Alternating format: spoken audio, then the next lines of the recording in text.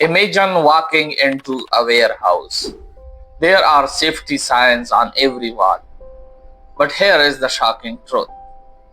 Most workers stop seeing them after the first week.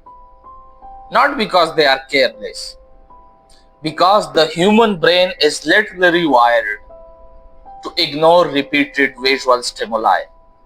This is called habituation, and understanding it could save your life or the lives of people on your team.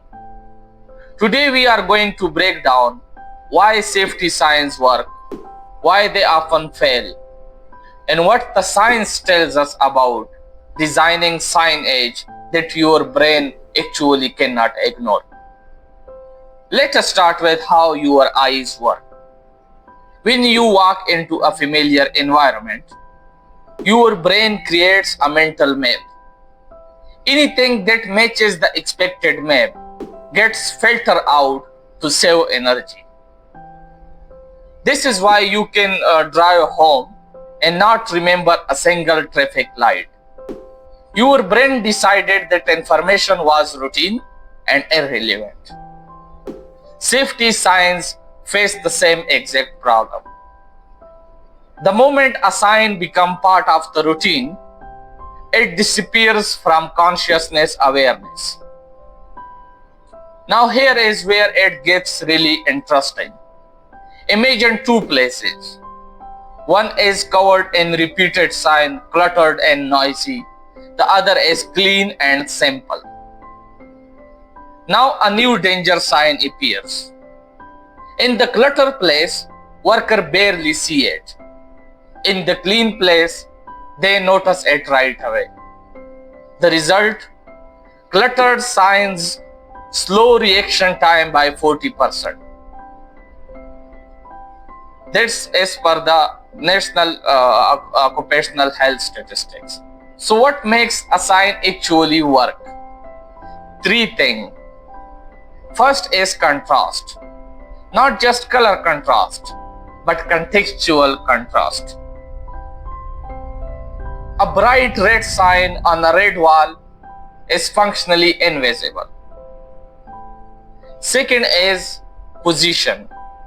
Sign placed at the eye level in the direct path of travel get noticed 12 times more than sign mounted high on walls.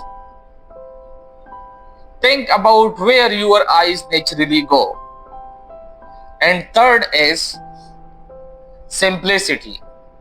A sign with more than 7 words require conscious reading. In emergency, conscious readings takes too long. Here is a fact that surprises most people. The internationally standardized safety colors like red for danger, yellow for caution, and green for safe exit were not chosen for aesthetic reasons. They were selected because they trigger specific emotional response in the brain regardless of the language. Red activates the amygdala, the part of your brain responsible for fear and alertness. Green signals permission and safety. This is hardwired, not learned, okay? But there is dark side to this. Overuse of red destroys its effectiveness. If everything is labeled red, then red means nothing. Factories and warehouses that label every minor hazard with the same color intensity as life-threatening hazards are actually training their workers to ignore red. The solution that top QHSE professionals are moving toward is called tiered visual hierarchy. You reserve your most intense visual signal like bright red, bold fonts, flashing light exclusively for situations that could cause death or serious injuries. Minor hazard gets softer signal, yellow borders, medium fonts, etc. And informational notices gets the softest treatment of all. When your brain encounters a genuinely alarming signal, it treats it as alarming because it has learned that this environment only uses that signal when it is serious. One more thing before we wrap up. Digital dynamic signs are changing everything. Static signs have a habituation window of about 3 to 5 days.